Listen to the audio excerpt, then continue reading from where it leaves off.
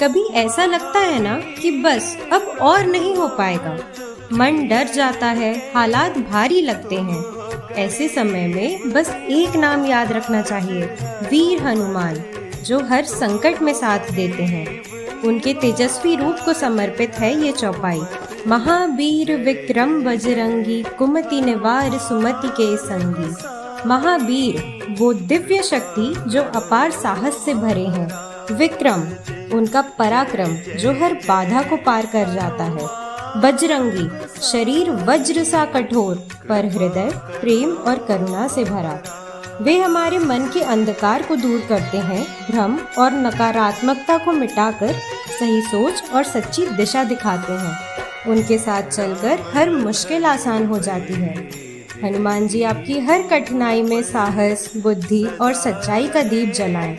कल फिर मिलेंगे सुंदर कथा संघर्षिता में। जय श्री